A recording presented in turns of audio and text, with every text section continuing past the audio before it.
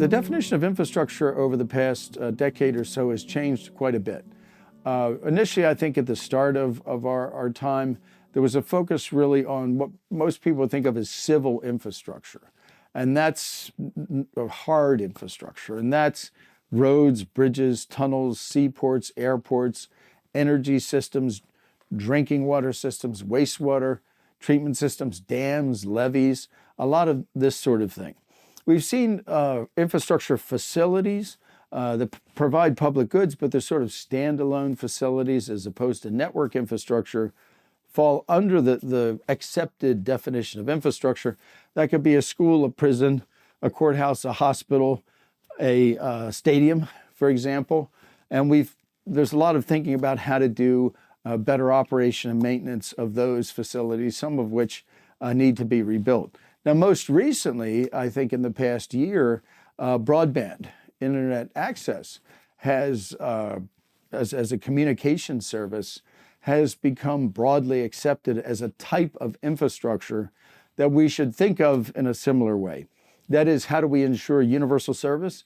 How do we ensure no communities are left out of a certain level of broadband internet access, whether they be rural communities or urban communities?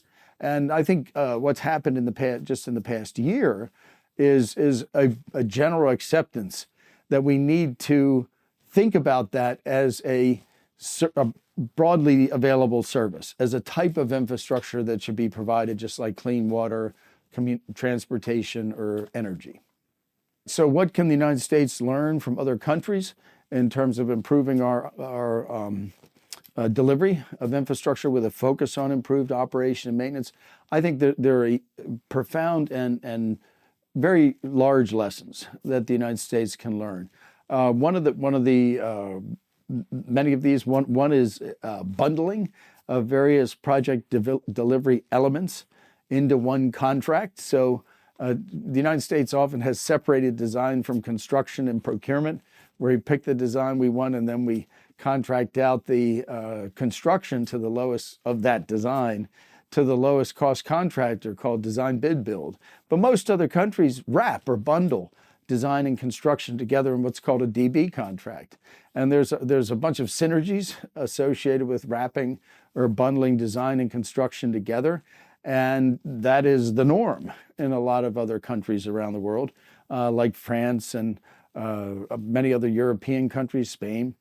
And so the United States can learn how those contracts are executed, maybe some of the pitfalls associated with those, some of the benefits.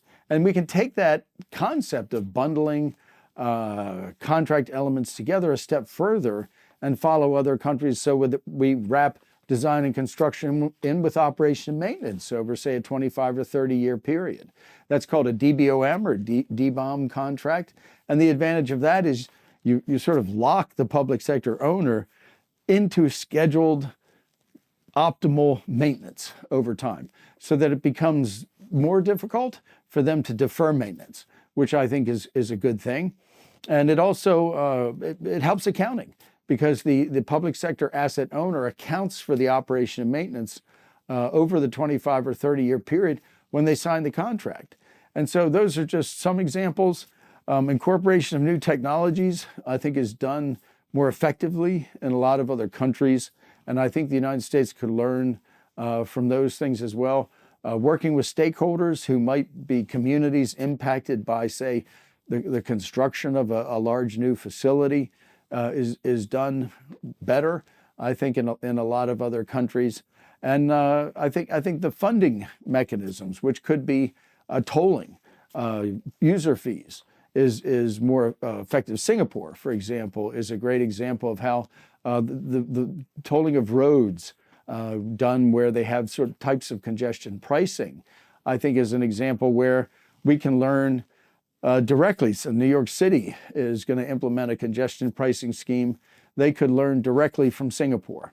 And there's other countries and cities around the world, like Stockholm and London, who have done this. So there's a lot of lessons the United States can take from quite a bit of experience in other countries around the world to, again, improve our delivery and operation of infrastructure. you.